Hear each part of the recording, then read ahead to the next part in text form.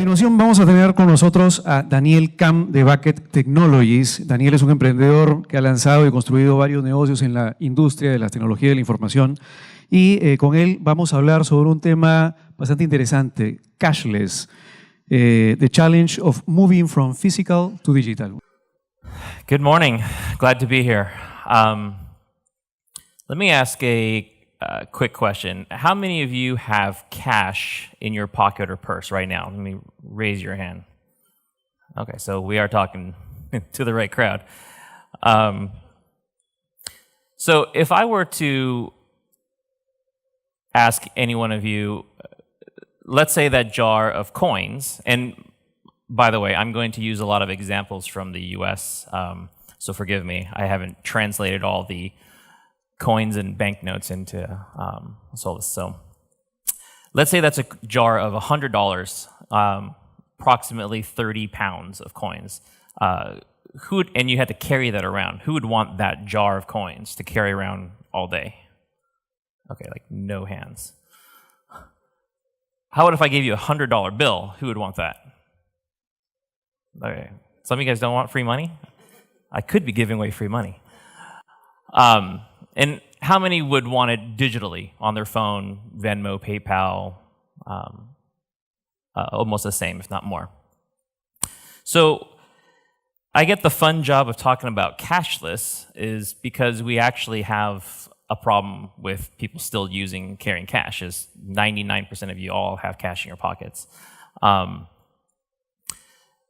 why is cashless important? Cashless is important to us. And I'll go into a little bit about what we do later. But now with our mobile devices, over 66% of the world has a mobile device, which means that there's just so much more accessibility and access and communication and availability to not just communications but to money, and we think that's a good thing. So, one thing that we need to look at is if we're trying to convert people from cash to cashless to partake in the fintech world that we're all designing and playing for, we have to look at the cash user. But I want to also just preface this by saying there's a spectrum of innovation that we've been talking about. There's innovation for creating new solutions and designing in the world of cashless. So you have Apple Pay, Google Pay, you have large companies like Visa, MasterCard, American Express, as well as a lot of fintech companies and banks, creating in a world that is seemingly already digital. They're playing in that world of don't use that product, use my product, and they're fighting in that world.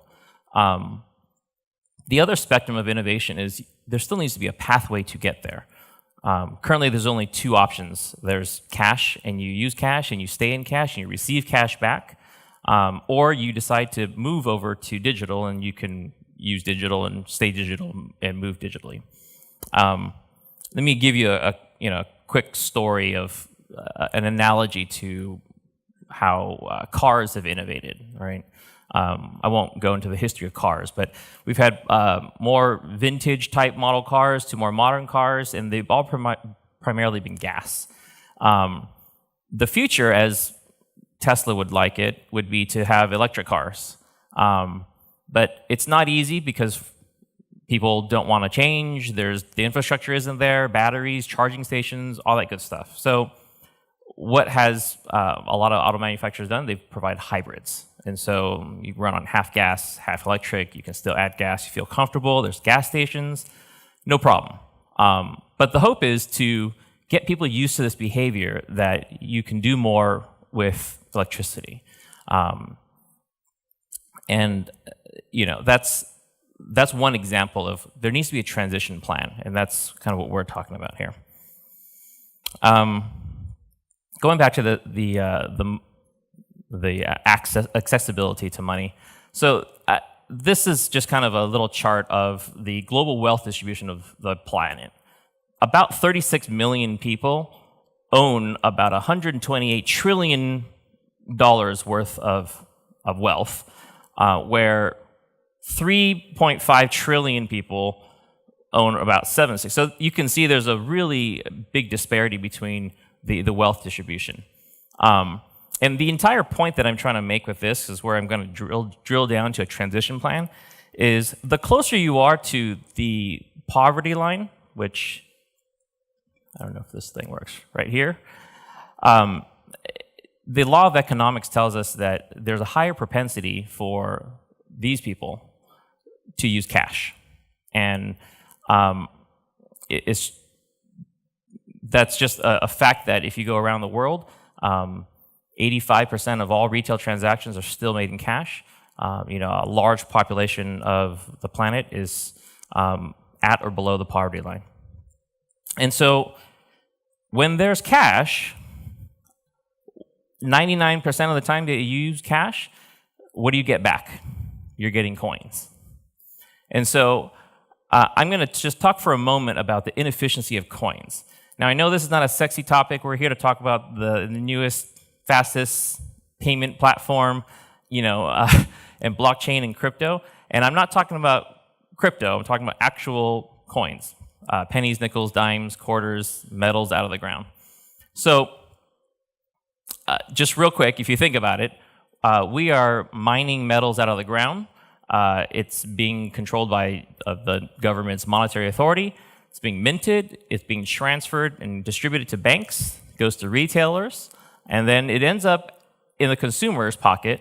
And it gets either stuck in a coin jar, in your car, in your purse, in your sofa, and it's lost. And so we are actually mining metals out of the ground. And these are pegged to commodities, nickel, zinc, copper. I did a little bit of research here in Peru. You guys have 7 or 8 coins that are in circulation, and many of them are bimetallic, which means you can't even recover them and melt them down and reclaim them. Not to mention oil, gas, and all that involved. And so financially, it just doesn't make sense. In the US, it costs 1.7 cents to produce a penny. That is just the minting process. That is just to take it out of the ground and press it at 900 degrees. That's 1.7 cents. Nickel, 8 cents. So that doesn't include the distribution costs to ship it anywhere. So it makes no sense. So go figure why we're continuing to do this. For retailers, we did a study, just the top 168 US retailers. So this is a really scaled down example. 168 US retail brands across their global footprint, so McDonald's and 7-Eleven and so on, produce 92 trillion cash transactions a year. Not dollars, that's actual transactions in cash. Obviously, Visa does a lot more, and they're doing a great job, and we actually want to help people get there, right? But this is a staggering number, $92 trillion. That's every year, and it's been pretty constant for the last 10 years. So, for example, McDonald's, we spoke to McDonald's and working with them in the US.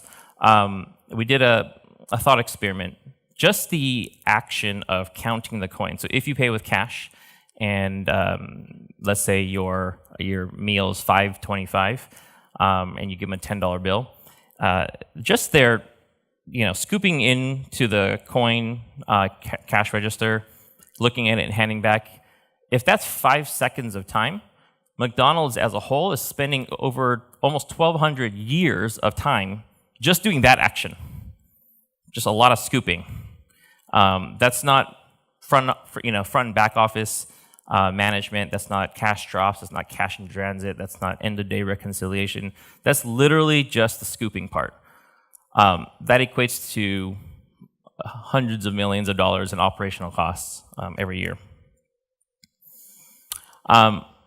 And so for the consumer, so I'm kind of taking you on a path of from the government and the financial institutions, it's a waste of time. It's hurtful for our environment. For the retailers, it's a huge operational cost, And for the consumers, we're not saying it's a problem for consumers. To some people hate coins. Some people don't care about coins.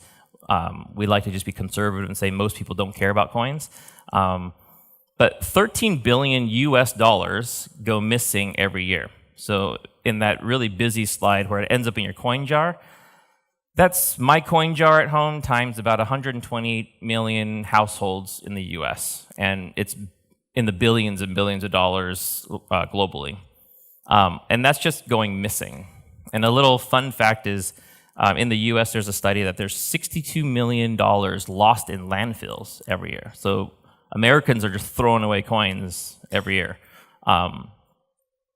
So that's kind of the impact of coins that we have in society in general. And so we believe that there's two challenges. Excuse me. One is a technology challenge, and more importantly, there's a psychology challenge. It's human behavior. We're used to holding cash. There's 1,000 reasons why we use cash. So how do we move from from a cash-filled world, physical world, to a digital world? I think we're all here because we all think that, we all should be digital, and we're all designing for digital. But we feel that there hasn't been a good solution to actually help people get there. So to move to digital, we feel like there's a few fundamental things that have not been working. So the first thing that hasn't been working is, at least in the US, there are lobby groups that are fighting the government to get rid of the penny. And they've been trying that for 20 years, and that has not been working. The reason, one big reason, is there's a charity lobby that fights against them. And they say, hey, if you get rid of the penny, we're going to lose $178 million worth of donations every year. So there's no senator that's going to sign that bill to fight against the charities. But we're mining, and printing pennies every day. The second thing that is not working, and this is not, I'm not trying to take any shots at you fintech people. We're a fintech company, but there's a lot of digital noise out there. There's probably in this room alone a few dozen digital payment options. We are launching in Singapore, our company, and there's over 30 different digital payment options there. And if you ask most consumers, a bigger reason why they're not adopting any one of them is because there's just too many. And your friend may have one, I may have one, and they're not all compatible. And so there's a lot of noise out there. Not to mention, crypto coming into play in the last few years. The third thing that's not working are cash management tools. Now, there's, I'll show you a few. So this is a self-service checkout machine. You see them at Walmart, and grocery stores now are putting this in. This is a cash counting back office machine that you just dump all your coins in. It just counts, rolls, and sorts them for you. And this little machine is a coin dispenser at the end of a lot of grocery stores. These are still machines. They're going to require service contracts. They're going to break down. Someone still has to fill them. Someone still has to count the coins, stick it back in this thing. You still have to order this truck to come every day, every other day, pick up cash and coin. There's a lot of cost for that. I'm not sure if you have this in Peru or in South America, but you have Coinstar. How many of you have heard of Coinstar? Coinstar? No? Okay. It's basically a big metal vending machine that you put all your coins in. It counts it for you, and then it spits you out a receipt, and you can go get actual money for it. They charge you about 12%, which is, we feel it's highway robbery. Plus, you get publicly shamed at the grocery store because it's really loud. So in the grocery store. So you're trying to do that at midnight when no one's watching. But none of these systems here, they're all designed to manage cash. They're not stemming the problem at the source. And so, there's that's kind of the challenges on the technology side, as I say. This side is on the psychology. This is talking about human beings, and I think two people ago were talking about designing for human behavior, and we took a design thinking approach to finding a solution to actually be a proponent for digital. And there's many belief systems. There's a lot of security issues. There's trust, fear that play into why people still use physical cash. And I feel that we would all agree that we all are trying to find ways to minimize those to get people into digital, right? We all believe that the digital economy provides more mobility, access, and inclusion is what we all want. So, a few things with how do we make this transition. So we looked at the human behavior. 99% of all cash transactions where are they going? They're all going through the retail channel, right? Everything from your convenience store to big box stores to wherever. But you and I, to friends, not as much. We're not handing over, we're not doing transactions. You may lend someone, $50, $20, whatnot. But traditionally, you're not transacting too often peer-to-peer. So most of the cash and coin facilitation happens at the retail channel.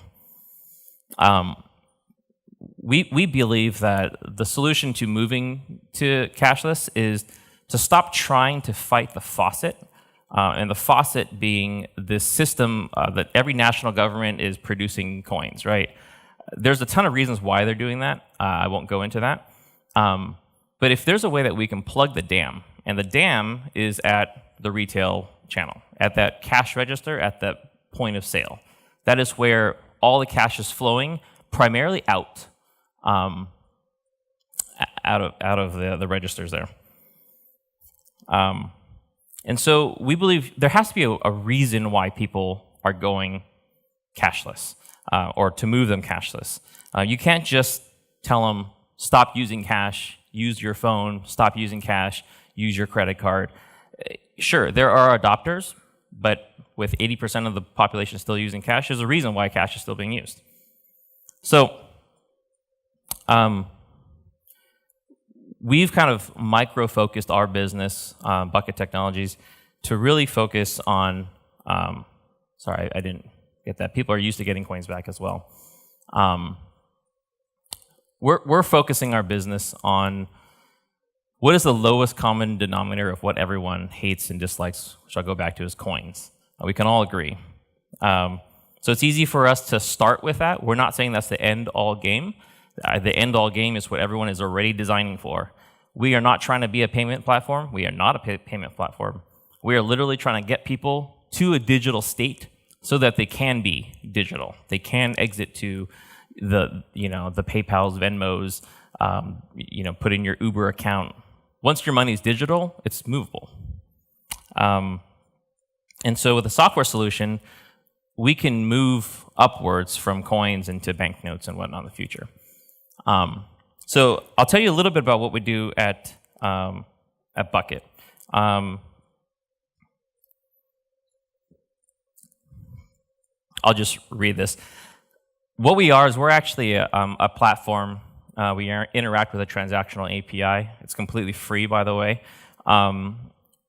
We are a real-time physical currency capture and virtualization platform that uses blockchain for transparency purposes, that aims to accelerate humanity's transition to a cashless society.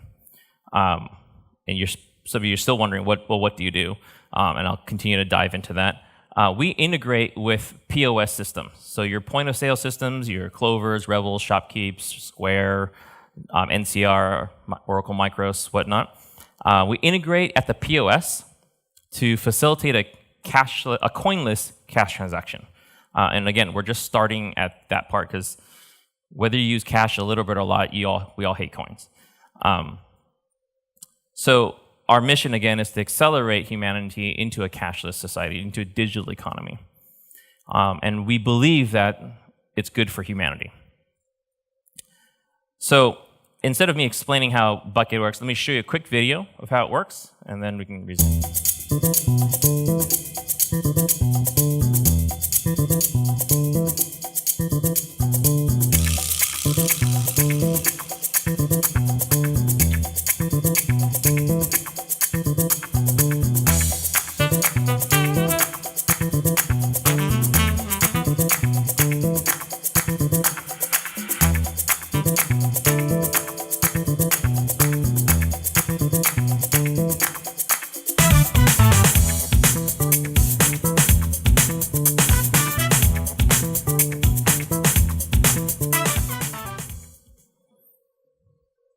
All right. So we are trying to tackle both the technology side and the psychology side. The technology side being there is currently no way, well, let me take that back. There are currently very, very limited ways for you to digitize cash. If I were to give you a $100 bill, like I first started off with, and I said, pay someone with that money in Visa, or Venmo someone that money, or send that money digitally. The challenges are, A, you would have to have a bank account. You'd have to go to the bank. You'd have to deposit it. You'd have to wait for your deposit to clear. Then you'd have to transfer it into a digital app, and then in that digital app, then you can send it, right? It's very filled with friction. There's no easy way to get physical cash, right? And like I said, most cash is funneled through the retail point of sale. So we're not trying to tackle consumers and tell them stop using cash. What we are saying is when you pay with cash, why don't you get your change back digitally, right? Let's start with something that's a nuisance to all of us. Get your coins back. So in the US, it's only going to be a penny, 1 cent to 99 cents.